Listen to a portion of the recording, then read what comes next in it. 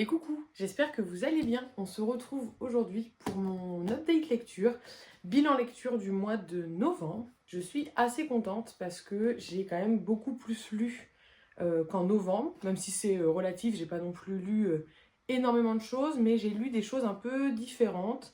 Il y a eu du bon, du beaucoup moins bon aussi. Donc voilà, je vais vous faire le petit retour sur toutes mes lectures du mois de novembre. Donc le premier livre que j'ai lu en novembre, je ne l'ai pas avec moi parce que je l'ai lu sur ma Kindle, c'est La chair est triste, hélas, de Ovidie, qui est pas un roman, qui est un espèce de témoignage, en fait, dans lequel Ovidie raconte ses 4 années, je crois que c'est ça si je me souviens bien.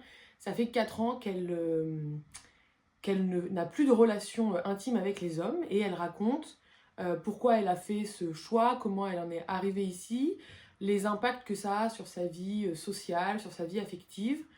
Et voilà, elle essaye d'aborder un peu, elle témoigne de ça, de ce que ça signifie pour elle. J'ai adoré, ça a été un coup de cœur, j'ai beaucoup aimé. C'est un récit hyper important qui, je pense, devrait être lu par beaucoup de femmes, voire toutes les femmes, particulièrement si vous avez des relations hétérosexuelles. C'est assez éclairant. J'ai bien aimé parce que c'est un récit qui est quand même assez coup de poing. Elle essaye pas de brosser dans le sens du poil le lecteur. Moi j'aime bien ce genre de récit. Si c'est quelque chose qui ne vous plaît pas, qui vous énerve, c'est peut-être pas vers ce récit-là qu'il faut aller se tourner.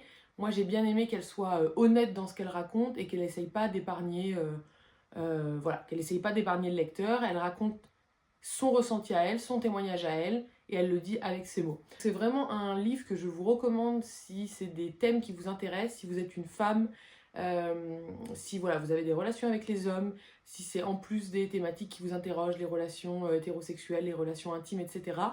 Allez-y sans hésiter. La deuxième lecture que j'ai faite au mois de novembre, c'est Smile de Joyce Keaton, qui est édité chez Hugo Roman et qui est une dark romance, donc qui aborde des thèmes sensibles qui ne sont pas pour tout le monde. Voilà, renseignez-vous avant de le lire. Alors, grosse déception. J'ai pas détesté, mais c'est surtout une déception. Parce que j'avais vraiment hâte de lire ce livre, ça me trottait dans la tête depuis pas mal de temps. Je l'avais mis dans ma wishlist, enlevé de ma wishlist, et puis quand on est allé au FNR, je l'ai acheté. Moi, ça me vendait un peu du rêve parce que c'était censé se passer dans l'univers d'une secte, etc. C'est des thèmes qui, moi, me parlent. Après, je suis pas forcément cliente de dark romance, c'est pas ce que je lis. J'en ai peut-être déjà lu quelques-unes, mais voilà, c'est pas du tout mon genre de prédilection, mais je suis ouverte à peu près à tout type de lecture, donc du moment que le résumé me parle, je peux le lire. Donc, on est censé suivre une jeune fille qui s'appelle, je ne sais plus son nom. En tout cas, on suit voilà, Élise. Donc, on suit une jeune fille qui s'appelle Élise, dont la mère a disparu. Et sa théorie, en gros, c'est qu'elle a suivi un homme dans une secte. Voilà, qu'elle a suivi un homme dans une secte. Cette secte, elle est quand même assez connue dans la ville parce qu'elle a une grosse emprise sur la ville, etc. Et elle va devoir s'infiltrer un peu pour essayer de retrouver sa mère. J'ai été déçue parce qu'en fait, ça ne parle quasiment pas de secte. Ça apparaît très peu. Pour moi, c'est très mal fait dans le sens où je ne vois pas en quoi c'est une secte. En fait, c'est juste un livre de mafia, mais on a dit que c'était une secte parce que honnêtement, ce qui se passe dedans, c'est juste un truc de mafia un peu basique. Il n'y a pas tout l'aspect psychologique, moi, que j'attendais en rapport avec la secte. J'ai détesté la relation entre les deux protagonistes. J'étais persuadée que l'autrice allait faire un truc assez intelligent à la fin et en fait montrer que c'était pas du tout une relation amoureuse mais une relation d'emprise et de manipulation. Puisque en gros, alors je pense pas que ce soit un spoil, mais en gros la relation se passe entre donc Élise, la jeune fille qu'on suit, et le chef de la secte. Voilà.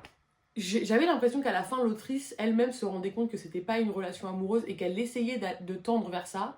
Et puis en fait à la fin, la fin était, je trouvais que c'était n'importe quoi et tendait plutôt dans l'aspect de c'est une vraie histoire amoureuse. Donc j'ai été un peu déçue. Je sais pas si c'est moi qui l'ai mal interprété ou si l'autrice essaye vraiment de le vendre comme une relation amoureuse. Ça n'est pas une relation amoureuse, c'est une relation d'emprise et de manipulation. Il y a absolument, en tout cas de la manière dont c'est écrit et de ce qu'on nous dit dans le livre, il n'y a aucun sentiment amoureux du côté de l'homme. Donc voilà, un peu étrange, je comprends même pas pourquoi elle, Élise, tombe amoureuse de ce mec. Pas dans le sens où je comprends pas qu'on puisse tomber amoureux de quelqu'un de mauvais, mais dans le sens où je trouve que la relation n'est pas bien écrite parce qu'on ne comprend pas pourquoi elle tombe amoureuse de lui, à part le côté désir qui est là plutôt écrit clairement. Elle a un désir pour lui parce qu'il représente un peu le danger, l'inconnu, mais voilà, c'est tout. Et encore une fois, toute l'histoire de base de la disparition de la mère, ça tombe un peu à l'eau et en fait on s'en fout un peu pendant tout le livre, on n'en parle plus vraiment. Elle a pas l'air de chercher plus que ça où est partie sa mère. Donc voilà, grosse déception. J'ai pas trouvé ça nul parce que je l'ai fini, je l'ai continué et j'avais quand même envie de voir la fin, mais c'était une grosse déception et voilà, c'est pas un livre que je garderai dans ma bibliothèque. Alors après ça, dans un registre complètement différent, j'ai lu Traverser les forêts de Caroline Hinault, et là qui est édité chez La Brune au Rouergue. Je pense que c'est ça la maison d'édition. Alors je crois que c'est un livre qui a dû recevoir pas mal de prix. On me l'a donné en fait, donc c'est pas un livre du tout que je connaissais. Je l'ai lu parce que ça m'intéressait. En fait, dans ce livre, on va suivre, donc c'est un récit à 3 voix, 3 femmes différentes, dans un même lieu, donc c'est ce qui les rapproche, c'est ce lieu commun, qui est la dernière forêt primaire d'Europe, qui se trouve un peu au fin fond de la Pologne. Donc ces 3 femmes sont là pour des raisons différentes. Il y a une journaliste en exil, une femme qui habite ici, et puis il y a une jeune femme syrienne qui essaye de traverser la frontière. Et toutes ces femmes, en fait, vont finir par, évidemment, comme dans tous les romans à plusieurs voix, en général, vont finir par se retrouver, en tout cas se croiser. Et voilà. J'ai trouvé que c'était très bien. C'est pas un coup de cœur, mais j'ai beaucoup aimé la lecture. C'est, je trouve, bien écrit, très intelligent dans la manière dont c'est fait. Ce que j'ai beaucoup aimé, c'est que quand les vies des unes et des autres se croisent, on ne nomme pas directement, mais on laisse le lecteur et on fait confiance au lecteur d'être assez intelligent pour comprendre que tel personnage se retrouve dans telle histoire, etc.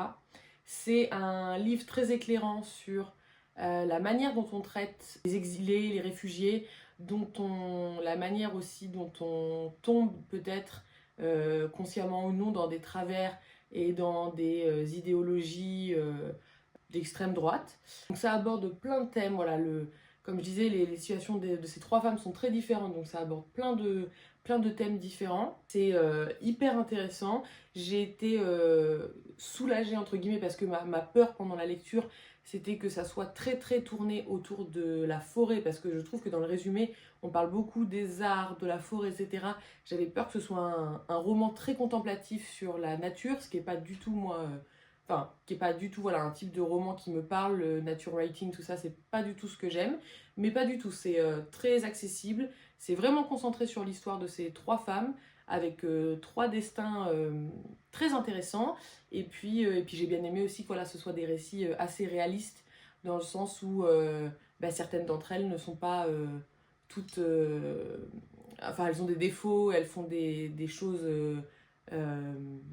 mauvaise entre guillemets, donc voilà, c'était un super roman que je vous conseille absolument. Encore une déception puisque j'ai lu 49 jours je compterai pour toi de C.S. Quill, qui je crois doit être un de ses premiers romans, donc c'est l'autrice des Campus Drivers que moi j'avais adoré. Là je me doutais bien à la vue du résumé que ça allait pas être du tout dans le même thème, que ça allait être plutôt dans le côté très émotion, voilà, très émotion on va dire.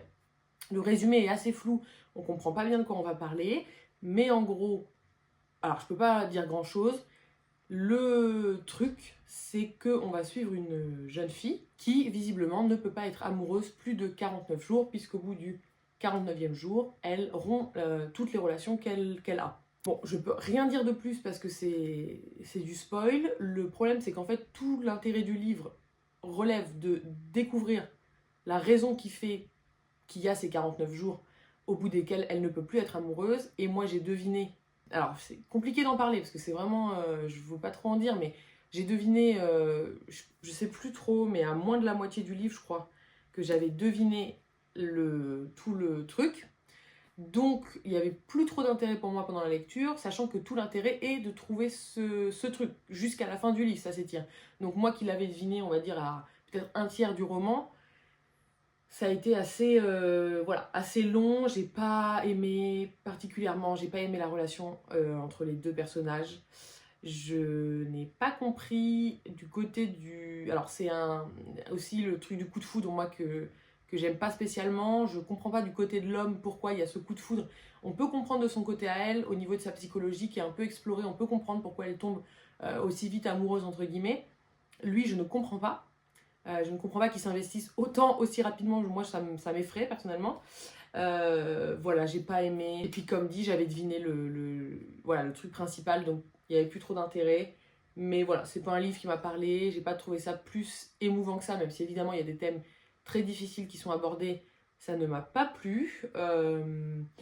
Donc voilà, écoutez, pas du tout dans la même veine de ce que des Campus Driver ou quoi. C'est pas du tout dans l'humour ou quoi. Donc si c'est ce que vous aimez chez CS Quill, pas forcément ce vers quoi vous pouvez vous tourner, mais je le déconseille pas particulièrement, je le conseille pas non plus, juste moi ça n'a pas marché du tout, mais je pense que ça peut le faire avec d'autres personnes. Et enfin une réussite avec un livre acheté au FNR, puisque j'avais acheté Brûler corps et âme de Emma Berthet, que j'avais vu en masterclass du coup au FNR, et c'est suite à ça que j'ai acheté le livre. Je connaissais pas du tout l'autrice, je crois que c'est sa première publication chez Hugo. Et donc, dans ce livre, on suit deux personnages, Brim, je crois, non, Brie, c'est la fille, qui est survivante d'un incendie et qui, voilà, maintenant se reconstruit, qui aussi aide les autres. Elle fait des interventions en milieu scolaire, elle anime je crois que c'est une émission de radio, voilà, sur laquelle elle parle de body positive, de tous ces sujets-là, de la reconstruction. Et de l'autre côté, on va suivre Carter qui vient juste voilà, d'avoir un accident. Donc lui il est pompier et lors d'une intervention, il a un gros accident, il est grièvement blessé. Et donc voilà, il va essayer lui de se reconstruire. Lui, on est au tout début de sa blessure alors qu'elle a vécu son drame il y a quelques années. Et lui va rentrer dans un groupe de parole que Brie anime. Donc c'est comme ça qu'ils vont se rencontrer. J'ai beaucoup aimé. C'était vraiment une lecture, alors bizarrement que je dirais doudou, même si c'est des thèmes très difficiles, mais vraiment réconfortante, parce que les personnages sont géniaux.